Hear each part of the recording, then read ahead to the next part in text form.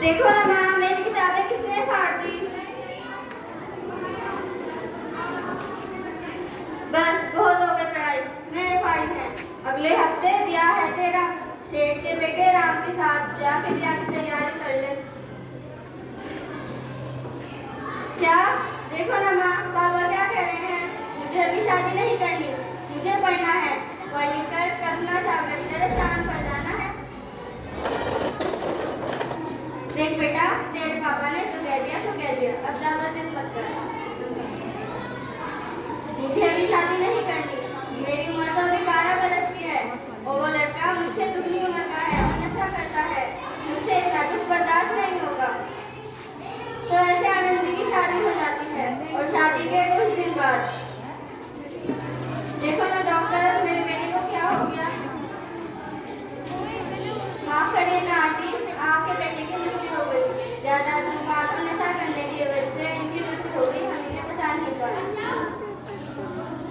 हे भगवान, ये क्या हो गया। हमारा बेटा हमें छोड़कर चला गया। शर्म महसूस मारी खा गई हमारे बेटे को। जा हमारे घर से निकल जा। नहीं सासू माँ, ऐसा मत करो, मुझे घर से बाहर मत निकालो। आप मुझे घर से बाहर निकालोगे तो मैं कहाँ जाऊँ। प्लीज मुझे घर से बाहर मत निकालो।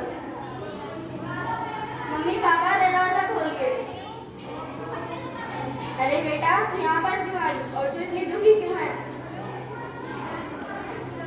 मेरे पति की मृत्यु हो गई, जिसके कारण मेरी सासू माँ ने मुझे घर से बाहर निकाल दिया। ज्यादा धूम्रपान और नशा करने की वजह से उनकी मृत्यु हो गई। मैंने कहा था आपको कि मुझे शादी नहीं करनी, लेकिन आपने मुझे जबरदस्ती उसी घर में धक्का दिया। तू तो है ही बदनसीब, जा हमारे घर से भी निकल जा।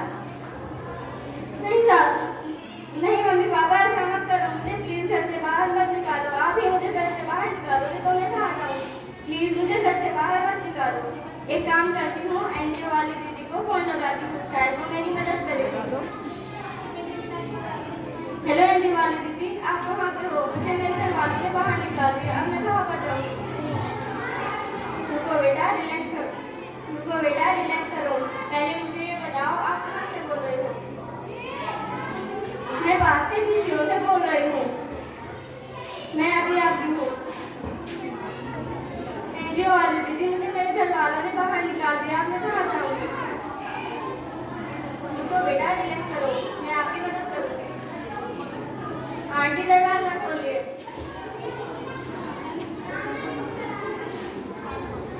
अरे तू फिर आ गई, और ये किसे लेकर आई है अपने साथ। रुकिए आंटी, आपने अपने बेटी की छोटी उम्र में शादी करवाकर उस पर बहुत बड़ा जुल्म किया है। आपको ऐसा नहीं करना चाहिए था। माइक ऊपर कर दो। तुम्हें इस बारे में कोई बात नहीं करनी, और तुम कौन होती हो हमें समझाने वाली।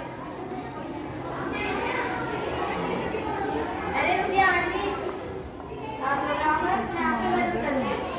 तो देखा आपने कैसे आनंदी की छोटी उम्र में शादी कर दी गई और उसके कंधों पर जिम्मेदारी दे दी गई। तो हमें इससे ये शिक्षा मिलती है कि हमें अपनी बेटियों की छोटी उम्र में शादी नहीं करवानी चाहिए। उन्हें इस उम्र में पढ़ा लिखा कर उनको उनके पैरों पे खड़ा करना चाहिए। धन्यवाद।